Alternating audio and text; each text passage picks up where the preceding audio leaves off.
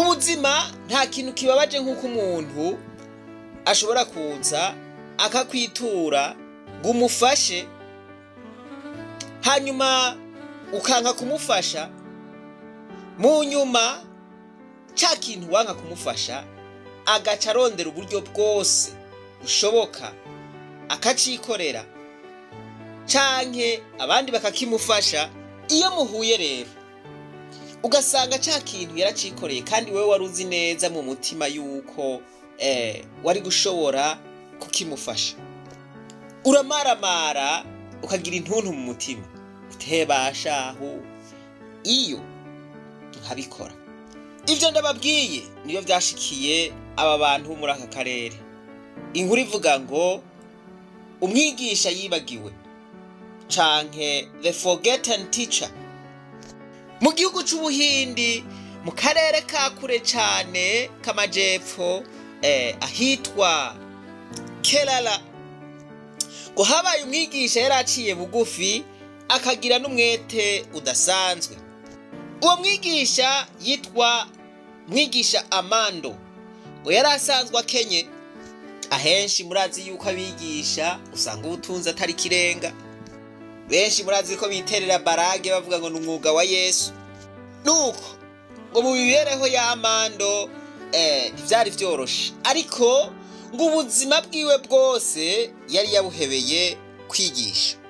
Kwigisha ngo niwe wari umuhamagaro wiwe, vyari no mu maraso.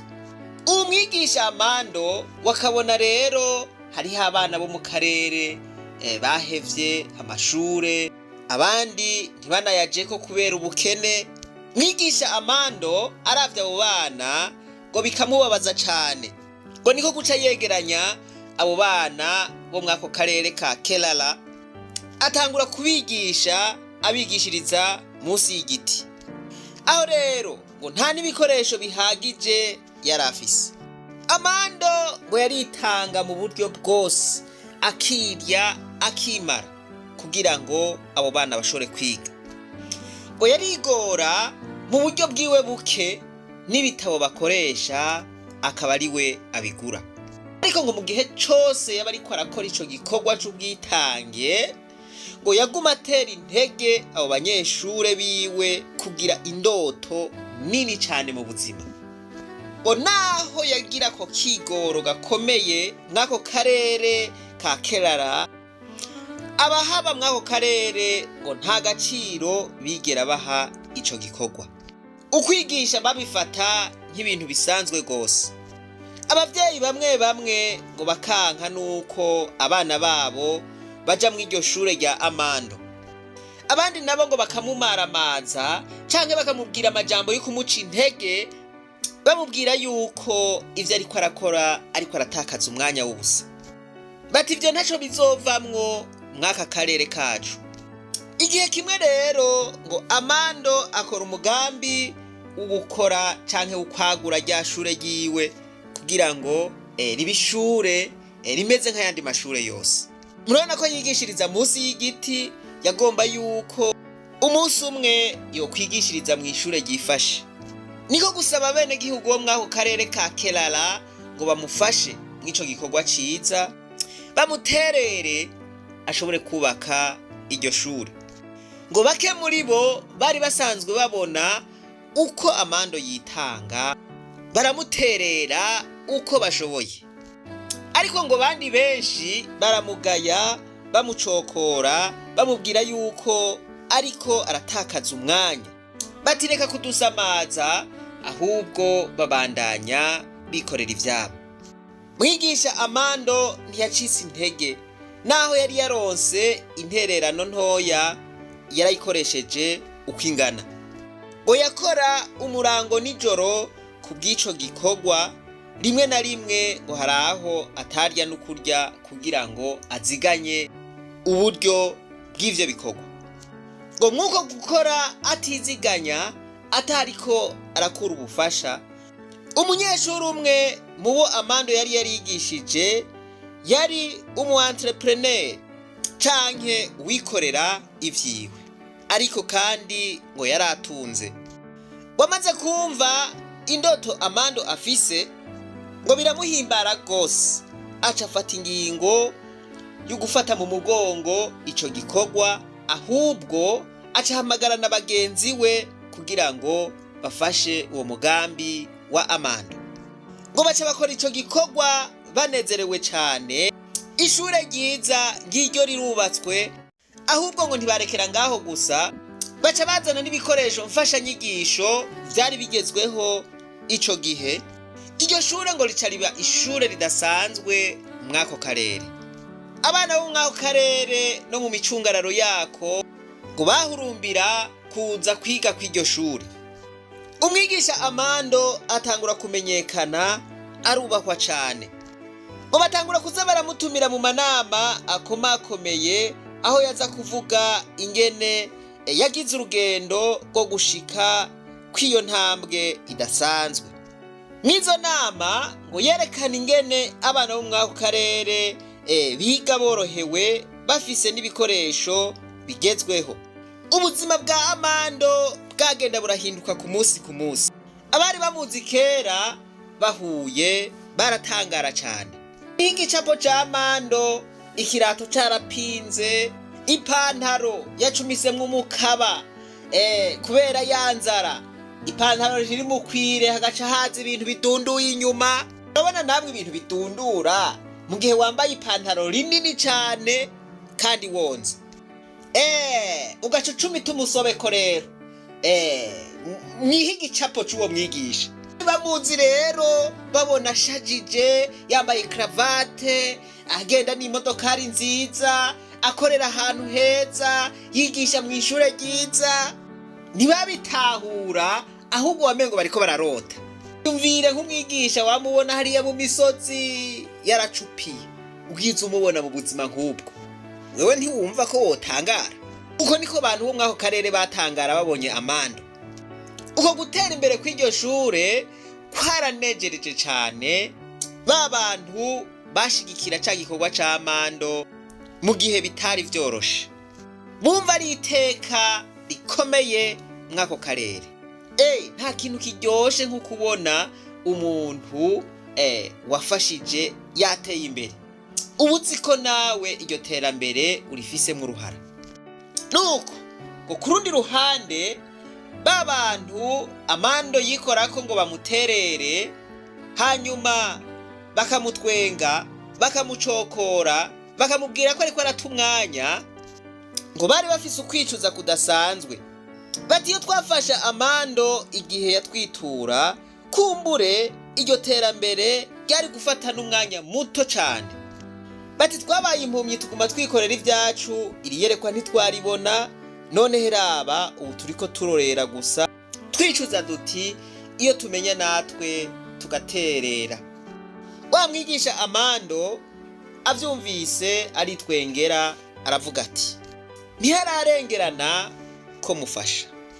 Iri shure mubona ngaha ryubakiwe bose, nta waterereye nta utaterereye, ni rya bose. Ati ibikorwa vyo gufasha bizokwama biriho. Atariko rero ibi vyabaye bibaho icigwa gikomeye, kugira ngo ikindi gihe nimwumva umuntu abatabaje ntimuze muhige imange, muze mumufashe uko mushoboye, kuko turi kumwe twese dushobora gukora ibikomeye. Abantu bamaze kumva ayo majambo ya Amando, guhera uwo munsi biyemeza kutazosubira gukengera igikorwa c'iterambere. Bati umuntu wese tubonye agize akigoro tuzomufasha n'umunezero mwinshi. Mwigisha Amando nawe aranezerwa cane yumvise iyo ngingo bafashe, kuko yarabonye yuko bahindutse. Ijambo ry'Imana riravuga ngo ushoboye gukora igikorwa ntagikore bimuhindukira icaha. Aba bantu murabona yuko bahakuye isomo rikomeye. Navuze nti nta kintu kibishe nk'ukwicuza ubonye igikorwa wari kugiramwo uruhara, abandi bantu bariko baranezerwa nawe utarimwo. Nuko nibaza yuko muza mwatahuye icigwa. Sinokwirirwa ndavuga amajambo menshi, ariko nagomba ndabibutse wa mugambi watubana amahoro. narawusiguye neza ndavuga yuko ari umugambi uturaba twese, kanatsinda ahatari amahoro nta terambere rishoboka. Ivyo twifuza gushika ko vyose, mbe vya bitaro bikomeye twifuza kuzokubaka, yambona kazoza ibihumbi 2040 n'ibihumbi 2060, nishoboka mu gihe tutabanye amahoro, nishoboka mu gihe tutubahanye, nishoboka mu gihe twobandanya dukora nk'ivyo dukora, kwa guhemukiranira, kwa kurogana, kwa kwipfurizanye nabi, kwa kugiranira nabi, voilà, ka karenganyo. Nukuvuga ngo amahoro niwo mushinge wa vyose, ni naco gituma twifuza yuko ari wo mugambi twoherako. Narababwiye nti ubube gito bwose ntubona twifuza kubuhagurukira tucishije muri vya bikino, gutanga ubutumwa ku muntu utiriwe uravuga izina ryiwe, mugabo akumva ko ari we wavuze kabisa, akumva ko wakubise kuri ya manyanga yiwe nyene. Aho uri umuntu bagabo akiciyumvira wobandanya ukora ivyo bintu, uravuga uti bwa buhimbiri bwanje barabumenye. Mwegomba ndangirize kuri iri jambo rikomeye cyane Mandela yavuze, kandi nizera ko rishobora gufasha umuntu wese ari mu rugendo rwo gushika ku ndoto ziwe. Byo ndazi yuko ukeneye ubufasha kugira ngo ushike ku ndoto zawe. Natwe nyene murumva yuko dukeneye ubufasha kugira ngo ico gicapo umunsi umwe tubone cashitse, ico gicapo ivyo bintu turiko turavuga muri uwo mugambi umunsi umwe tubone biriko biraba, vyashitse, vyasohoye. Mandela rero aravuga ati if nobody helps you do it alone. Mu Kirundi aravuga ati niwasaba ubufasha ugahebura, kora uko ushoboye kose uvyikorere wewe nyene. Ivyo ko abantu bogufasha ni vyiza cane, vyotuma igikorwa cihuta. Ariko kandi nibatagufasha, ico ntikizoba icitwazo cyo kuvuga ngo sinshitse ku ndoto zanje, sinashitse ku ndoto zanje kubera abantu batamfashije. Imana niyo yakubaza iti indoto nagushizemwo kubera iki utazishitseko. Nuzoza kuvuga ngo yaye Mana narabwiye abantu ngo bamfashe, ngo ndabura imfashanyo, ngo ndabivamwo. Imana izogira iti wakijuju va mu maso, genda hariya. Iyo ufise umuhamagaro ukabwira abantu uti fasha, bakanka kugufasha, ntubura ukwigenza, bikore wewe nyene. Koresha uburyo bwose, koresha umutwe wawe wose, koresha ivyiyumviro vyawe vyose mpaka ivyo bintu ubishitseko. Nimba ari deni urya rirye, nimba ari parisere yawe udandaza yidandaze, nimba nukuvuga ngo kora uko ushoboye kose mpaka ushitse kuri izo ndoto. Rero karaboneka neza kuri uwo mwigisha Amanda, nukuvuga ngo yaremera n'ivyo kurya akabiheba kugira ngo agure ibitabo vy'abana, yaremera ubukene, impuzu zikamuhererako, abantu bakitwengera ngo ntivyumvikana ukuntu yambira muri zirya mpuzu, guhera bikirato kiza carahengamye kubera ikatagura ikindi. Ivyo yari kugura ivyo vyose yariko arabishira muri ca gikorwa. Kugira ngo ushike ku ndoto rero ni sacrifice, bisaba kwitanga wewe nyene. Hari aho bigusaba gukora imyaka n'imyaka utagira ubufasha, kandi ntiwigera widoga, urabandanya. Umuntu uzokumva yashitse ku bintu bikomeye adaciye muri ibi, mu ntahe yiwe ukumva ntiyaciye ahantu nkaha, zoce ugira uti ibi bintu biteye amakenga. Abantu barakenewe, abantu Imana irabarungika, abantu Imana irabashira mu buzima bwawe kugira ngo bagufashe, mugabo baza kugufasha hari aho ugejeje bati reka twepore, reka dufashe, reka dusunike.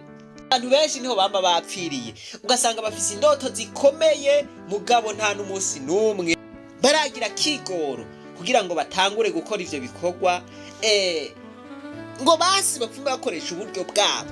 If nobody helps you do it alone. naho ntari bwabonera ijambo ibi jewe natanguye kubikoresha kera. Nuko rero abantu b'Imana ndasubiye kubibutsa ngo mufashe cyane uyu mugambi watubana amahoro, kuko ni umugambi udufitiye inyungu nyinshi cyane. Igwa mu gifatire kuri aba bantu bo mwaka karere ka Kerala bagiye kwicuza kubona batafashije mu gihe bari gufasha. Cuza si ikintu ciza na gatoya. Ivyo wase gufasha ejo ugaca ubibona ngivyo ubiza biri ngaho. Nizera ko mwatahuye. Ntimwibagire kugira subscribe. Reka rero twibandanirize rwa rugendo rwacu maze tugaruze umunezero Satani yatunyaze. Umuntu atarashika mu ishuri ry'abarundi bose turamuhaye kaze. Umugambi abantu barawushimye, barabonye ko ari mwiza, ufise ikimazi kinini ku gihugu. Vyanka vyakunda rero dutegerezwa kuwushikako. Reka tube inkingi z'amahoro. Aka gafoto usubire ukitegereze neza, ugomba kuba mu mugwi wahe? Mu mugwi w'abanezerewe canke w'abicuza?